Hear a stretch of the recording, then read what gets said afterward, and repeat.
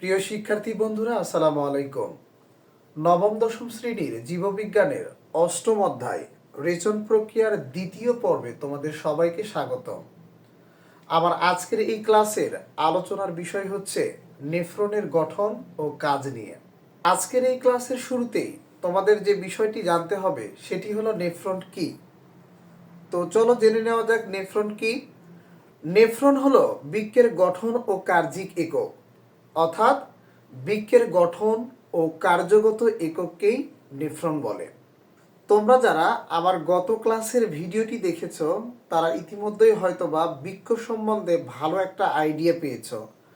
তো আমরা যখন বৃক্ক পড়েছিলাম তখন খেয়াল করেছো কিনা আমি জানি না, বৃক্কের ভিতরে আমরা মেডুলার ভিতরে এবং কর্টেক্সের ভিতরে একটা বিশেষ নালিকা পড়েছিলাম, আর ওই নালিকাটার নাম ছিল কি? নেফ্রন এবং সংগ্রাহী নালিকা। সো বৃক্কের ওই মেডুলার ভিতরে বা কর্টেক্সের ভিতরে যে বিশেষ নালিকাটি আমরা পড়েছিলাম সেটি হচ্ছে মূলত এই নেফ্রন। তো শিক্ষার্থী বন্ধুরা, এখন যে বিষয়টি আমরা জানবো সেটি হচ্ছে নেফ্রনের গঠন। নেফ্রনের গঠন জানার আগে তোমাদের অবশ্যই জানতে হবে যে একটি নেফ্রনের সাধারণত দুটি অংশ থাকে। উপরের দিকে যে অংশটি তোমরা এখানে দেখতে পাচ্ছ এই অংশটিকে বলা হয় হচ্ছে রেনাল কর্পাসল।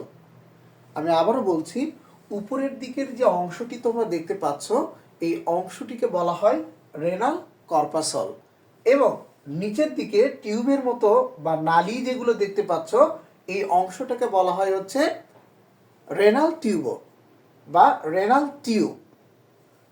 তো এখন আমরা সুন্দরভাবে এগুলোকে ইন্ডিকেট করে বোঝার চেষ্টা করব যে কোন অংশটা মূলত কি কাজ করে। তো উপর দিকে দেখতে পাচ্ছ এখানে অনেকগুলো কৈশিক জালিকা, এগুলোকে বলা হয় হচ্ছে কৈশিক জালিকা।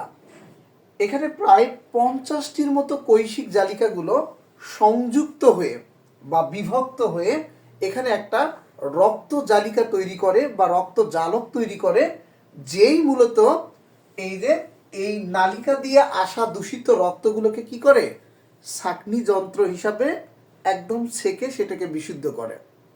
অর্থাৎ এখানে যে বিষয়টি দেখতে পাচ্ছ সেটি হচ্ছে, আমরা বৃক্কতে দেখেছিলাম যে রেনাল ধমনী দিয়ে রক্ত বৃক্কের ভিতরে প্রবেশ করে, এবং রক্ত যখন বৃক্কের ভিতরে প্রবেশ করে ঠিক ওই রেনাল ধমনী থেকে এখানে আরও একটা নালী সংযুক্ত হয়। এই নালীকে বলা হয় হচ্ছে অ্যাফারেন্ট ধমনী। এটাকে বলা হয় কি? অ্যাফারেন্ট ধমনী। অ্যাফারেন্ট ধমনী, বা তোমরা এটাকে অ্যাফারেন্ট ধমনী। অ্যাফারেন্ট ধমনীতে যখন রক্ত প্রবেশ করে তখন সরাসরি এটা গ্লোমেরুলাসের ভিতরে প্রবেশ করে। তাহলে অ্যাফারেন্টের পরে যে জায়গাতে সর্বপ্রথম রক্ত প্রবেশ করে সেই জায়গাটার নাম হচ্ছে কি? গ্লোমেরুলাস। মূলত এই দূষিত রক্তগুলো গ্লোমেরুলাসের এই 50টিরও অধিক কৈশিক নালিকা মিলে যে জালিকা এখানে তৈরি হয়, এই জালিকার মধ্যেই মূলত কি হয়, ছাঁকনি যন্ত্রের মতো করে এই গ্লোমেরুলাসটা কি করে রক্তগুলোকে বিশুদ্ধে পরিণত করে। অর্থাৎ গ্লোমেরুলাসের কাজ হচ্ছে কি? ছাঁকনি যন্ত্রের মতো করে কাজ করা, অর্থাৎ রক্তটাকে ছেঁকে ফেলা। আমি আবারও বলছি, গ্লোমেরুলাসের প্রধান কাজ হচ্ছে দূষিত রক্তগুলোকে ছেঁকে বিশুদ্ধ রক্তে পরিণত করা। গ্লোমেরুলাসের নিচে প্রসারিত একটা অংশ দেখতে পাচ্ছ যেটা কিনা পেয়ালা আকৃতির মতো বা অনেকটা ক্যাপসুলের মতো। এই ক্যাপসুলের মতো এই প্রশস্ত অংশটাকে বলা হয় বোম্যান্স ক্যাপসুল। এটাকে আমরা ইন্ডিকেট করব বোম্যান্স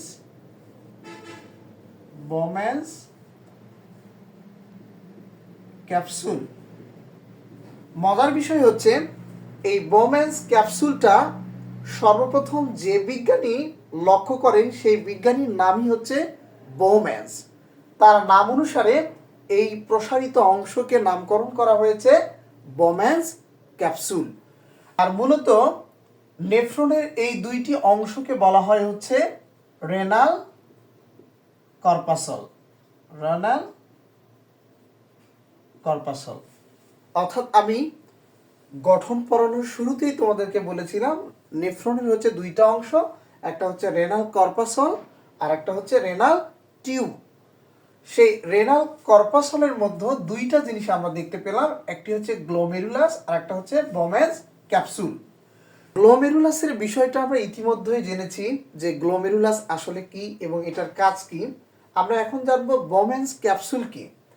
বোমেন্স ক্যাপসুল হচ্ছে গ্লোমেরুলাসের ভিতরে যখন দূষিত রক্তগুলোকে ছাঁকা হয়, ওই দূষিত রক্তগুলোকে ছাঁকার কারণে ওর ভিতরে থাকা যে বর্জ্য পদার্থগুলো এগুলো এসে বোমেন্স ক্যাপসুলে এসে জমা হয়। তাইলে আমরা বিষয়টা কি বুঝলাম? সর্বপ্রথম অ্যাফারেন্ট ধমনী দিয়ে রক্ত গ্লোমেরুলাসের মধ্যে প্রবেশ করে, গ্লোমেরুলাসের ভিতরে রক্ত ছাকার পর বিশুদ্ধ রক্ত যে নালিকা দিয়ে পুনরায় হৃৎপিণ্ডে ফিরিয়ে যায় বা বৃক্কের ভিতর থেকে একদম হৃৎপিণ্ডে ফিরিয়ে যায়, এই নালিকাকে বলা হয় হচ্ছে ইফারেন্ট ধমনী। আমি আবারও বলছি, গ্লোমেরুলাসে রক্ত ছাকার পর বিশুদ্ধ যে রক্ত, এই রক্ত যে নালিকা দিয়ে হৃৎপিণ্ডে ফিরিয়ে যায়, এই নালিকার নাম হচ্ছে ইফারেন্ট ধমনী। তাহলে আমরা নেফ্রনের ভিতরে মূলত দুইটা ধমনী দেখতে পেলাম, একটি হচ্ছে অ্যাফারেন্ট ধমনী আর একটা হচ্ছে ইনফারেন্ট ধমনী। অ্যাফারেন্ট ধমনীর কাজ হচ্ছে দূষিত রক্ত নেফ্রনের গ্লোমেরুলাসে পৌঁছে দেওয়া, আর ইফারেন্ট ধমনীর কাজ হচ্ছে গ্লোমেরুলাসের ভিতরে ছাকাকৃত যে বিশুদ্ধ রক্ত, ওই রক্তটা পুনরায় হৃৎপিণ্ডে পৌঁছে দেওয়া। এরপরে যে বিষয়টি থাকলো সেটি হচ্ছে রেনাল টিউবের যে অংশগুলো। আমরা দেখতে পাচ্ছি বোমেন্স ক্যাপসুল সংলগ্ন যে নালিকাটা, এই নালিকার নাম হচ্ছে নিকটবর্তী পেঁচানো নালিকা। নিকটবর্তী পেঁচানো নালিকা। তাহলে এখানে কি দাঁড়ালো বিষয়টা? বোমেন্স ক্যাপসুল সংলগ্ন যে পেঁচানো নালিকা, এই পেঁচানো নালিকাকে বলা হয় নিকটবর্তী পেঁচানো নালিকা। এই নিকটবর্তী পেঁচানো নালিকা পরবর্তী যে নালিকা আছে, এই নালিকাটা একটু দেখতে অনেকটাই সরু অর্থাৎ চিকন। এই নালিকাটা দেখতে ইউ আকৃতির। তো ইউ আকৃতির এই নালিকাকে বলা হয় হচ্ছে হেনলির লুপ। হেনলির লুপ। এখানেও একটা মজার বিষয় আছে, সেটা হচ্ছে সর্বপ্রথম হেনলি নামক বিজ্ঞানী নেফ্রনের ভিতর ইউ আকৃতির এই লুপটা পর্যবেক্ষণ করেন, যার কারণে বিজ্ঞানী হেনলির নাম অনুসারে এই নালিকাটিকে নামকরণ করা হয় হেনলির লুপ অথবা লুপ অফ হেনলি। এরপরে পরবর্তীতে আরও একটা পেঁচানো নালিকা আমরা এখানে লক্ষ্য করছি। এই পেঁচানো নালিকাকে বলা হয় দূরবর্তী পেঁচানো নালিকা। দূরবর্তী পেঁচানো নালিকা। তাহলে আমরা রেনাল টিউবের ভিতরে মূলত তিনটি অংশ পেলাম।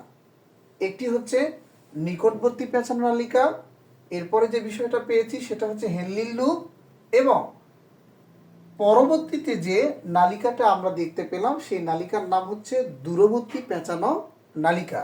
এবং সর্বশেষ যে এখানে আরো একটা নালিকা আমরা দেখতে পাচ্ছি, এই নালিকাকে বলা হয় সংগ্রাহী নালিকা। সংগ্রাহী নালিকা। আপাতত নেফ্রনের গঠনে এই বিষয়গুলো যদি আমরা ইন্ডিকেট করতে পারি, তাহলে আশা করছি তোমাদের এখানে আর কোনো কিছু ইন্ডিকেট করার প্রয়োজন নেই।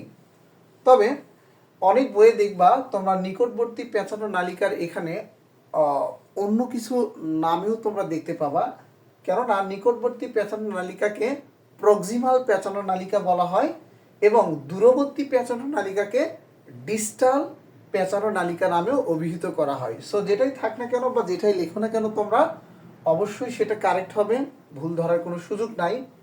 এখন আমরা অলরেডি ইন্ডিকেট করেছি, আমরা নিচে লিখব চিত্র নেফ্রন।